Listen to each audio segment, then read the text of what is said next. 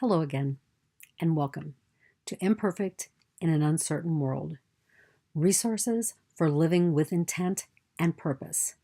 Today, I want to talk a little bit about consensus and compromise. To begin by saying, we don't live in a vacuum. In order to be in relationship, in order really to live in this world, we need to work with others. So that might be family members, friends, love partners, coworkers. We can live our life compromising, or we can take the next step in strengthening our connections. And that next step is compromise.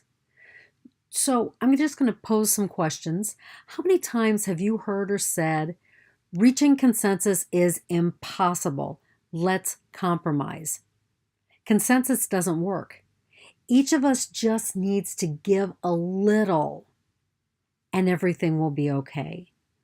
So let me back this up by saying that compromise is a give and take to create a solution.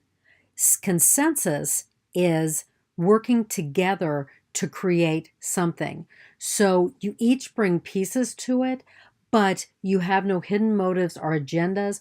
You're going to create from scratch. You might wind up creating something that you never thought was possible. But when you reach consensus, it's a letting go of the whole ego. It's being humble and it's being vulnerable. So let's talk a little bit more about consensus. So again, I've heard those statements enough to have me really wondering about the validity of them. Does compromise really work? Is it a viable solution to consensus? Now, I've been in enough groups to see the pitfalls of compromise. Two parties agree on a potential resolution. Handshakes all around. And we're really excited about what we have agreed upon. We're really ready to get it done. We work the compromise plan. But, and this is a big but, things don't go as planned. So what happens when things don't go as planned? Resentments flare. One party feels that they've given too much, because remember, compromise is a give and take with a real potential of imbalance and conflict. They might say, if you had just listened to me, if we had done it this way, my way, it would have worked. That's where I think the real pitfall is in compromise. Now, I'm not going to tell you that consensus is easy. It's not. It's not a quick fix solution either. It's not just taking somebody's idea and tweaked in a give and take. Consensus is about real team building. And consensus also requires investment. Consensus requires buy-in and an objective approach to a resolution. Members of the group are asked to be creative and adaptive, and that's important. If you're not creative and adaptive, you're going to get stuck in the whole process of creating this exciting new thing. So, what happens in consensus building? Let's go through just a couple of things. Everyone is aware of their own personal hoped for outcome. That doesn't mean that they're stuck in it, but they're very aware of it.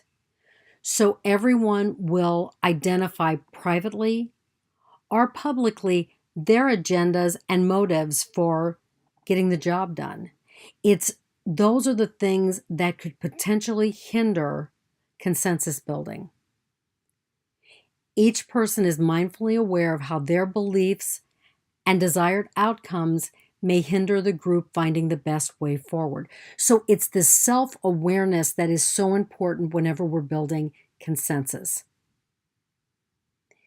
Each person, again, is aware of when they get into a situation where this is what they want, is how they are hindering the group moving forward.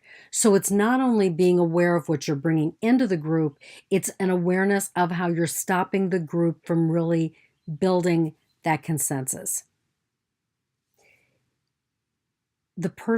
Everyone in the group objectively and actively engages in fact-finding and brainstorming.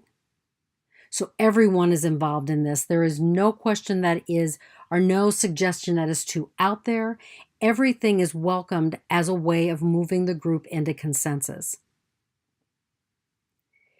The next one is important. It's about communication. So everyone enters into the conversation by listening with the intent, or listening with intent and responding with compassion, because they come into it seeking to understand where another person is coming from and seeking to have them understand where they are coming from. So what I'm going to do is that I listen with intent. I am on, even when people are discussing things, I'm on a fact-finding mission to really hear what they're saying. I'm not formulating my own questions. I'm not breaking in when they're talking. I'm really listening to what they're saying. And then there might be periods of silence. And during those periods, at that point, I'm thinking about what I'm going to say. So I'm not even speaking off the cuff a lot. I'm really being intentional about my own parts of the conversation. Consensus is all about investment.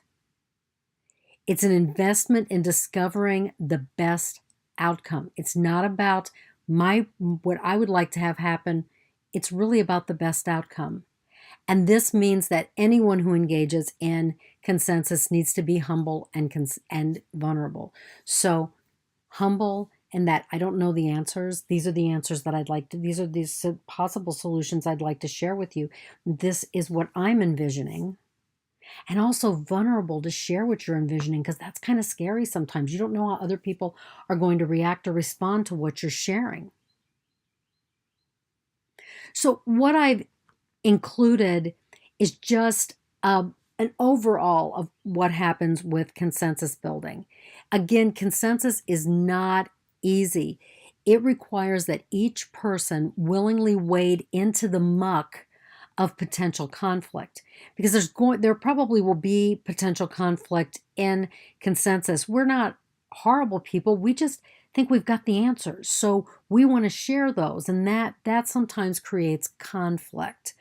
So we're aware of how our agendas and our motives are going to trigger conflict and do as much as possible to de-escalate any conflict. So when we're humble and vulnerable, we admit, you know what, hey, we've got some great answers, but they might not be the answers to work in this situation. But it's to realize that a group that creates consensus is comprised of servant leaders. And a servant leader is someone who wants everybody to succeed, wants everyone to lead at their potential, at their level of leading. So just for consensus to be created, each person connects to what's called the collective consciousness. And that's the beliefs or mores, the things that really unify the group, because this is about the group creating the best possible resolution, the group creating something that's going to be successful. And when group members are creative, adaptable, curious, daring, and courageous, consensus is possible. So I'm going to say those words again. You've got to be creative, adaptable, curious, daring, and courageous for consensus to happen. But the result of consensus is the potential of a seemingly impossible opportunity may actually be the best solution. That's what consensus is all about. So I'd like to thank you for listening to this video or watching this video. Like it, share it with your friends. You can follow me on Facebook at intentandaction.com. Check out my website, intentandaction.com. Actually, the Facebook page is just Intent and Action. Follow me at Fire Serpent on Twitter and Instagram. And let me know how you're doing with consensus. And if you believe something differently, please let me know that as well. Have a terrific day.